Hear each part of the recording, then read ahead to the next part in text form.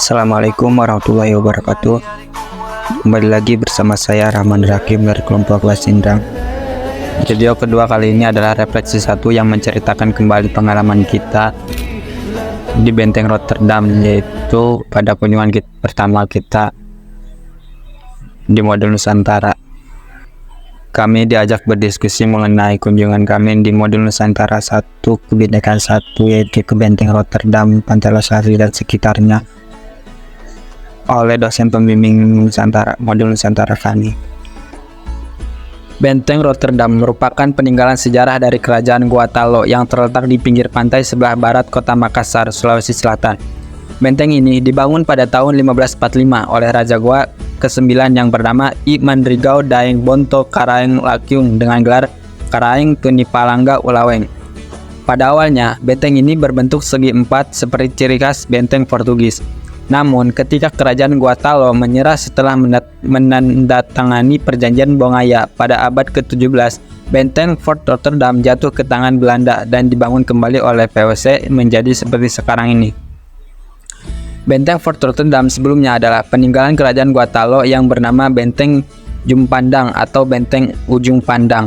Pada awalnya, benteng ini dibangun dengan material berupa tanah liat. Kemudian, pada tahun 1634, ketika periode pemerintahan Sultan Alauddin, konstruksi benteng ini diganti menjadi batu padas yang bersumber dari pegunungan Karats di daerah Maros.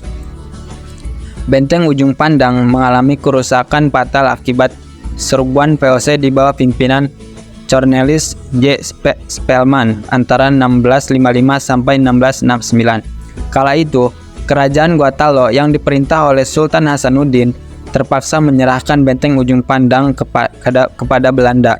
Penyerahan ini adalah bagian dari Perjanjian Bongaya yang terpaksa ditandatangani Sultan Hasanuddin setelah kalah dalam Perang Makassar. Setelah jatuh ke tangan Belanda, benteng Ujung Pandang kemudian diganti namanya menjadi Benteng Fort Rotterdam sesuai nama kelahiran. Salah satu gedung di dalam kompleks benteng ini difungsikan menjadi Museum Provinsi Sulawesi Selatan bernama Lagaligo yang menampilkan beragam benda bersejarah, manuskrip, patung, keramik, dan pakaian tradisional. Bentuk benteng Fort Rotterdam yang menyerupai seekor penyu merupakan filosofi Kerajaan Goa yang berjaya di daratan maupun lautan. Situs ini awalnya memiliki 6 bastion yang dikelilingi oleh benteng setinggi 7 meter dan parit sedalam 2 meter. Akan tetapi, saat ini hanya tinggal 5 bastion yang terlihat dan di dalamnya masih bersih meriam. Di antaranya, Bastion Bone yang terletak di sebelah barat, Bastion Bacan terletak di sudut barat daya, Bastion Buton terletak di sudut barat laut, Bastion Mandarsyah terletak di sudut timur laut, Bastion Amboina terletak di sudut tenggara. Sementara bastion yang tidak terlihat lagi bernama Bastion Rapelin. Kompleks Benteng Rotterdam merupakan lokasi berdirinya sejumlah bangunan bergaya kolonial dan pintu gerbang, sumur kuno, parit, serta tembok yang mengelilingi bangunan.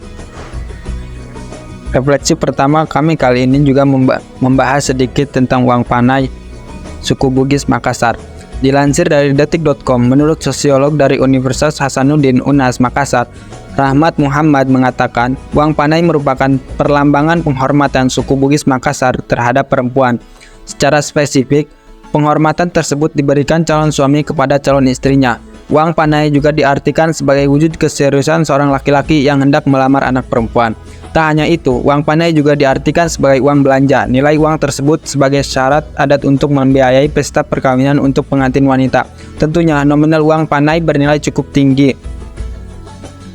Besar uang panai tersebut beragam dengan kisaran jutaan hingga ratusan juta rupiah. Nominal tersebut biasanya dilihat dari starta sang perempuan, baik dari kecantikan, keturunan bangsawan, pendidikan, hingga pekerjaan. Semakin tinggi starata perempuan yang ingin dinikahi, maka jumlahnya pun semakin besar. Uang gadis dengan pendidikan SMA, uang panai berkisar 50 juta rupiah. Untuk pendidikan sampai S1 sebesar 150 juta rupiah. Nilai panai juga akan meningkat jika gadis pujaan tersebut merupakan keturunan bangsawan. Besar nominalnya juga bisa mencapai ratusan juta. Tidak heran jika uang panai Bugis terkenal mahal. Itulah sedikit ulasan refleksi satu kami kali ini. Thank you for watching. Wassalamualaikum warahmatullahi wabarakatuh.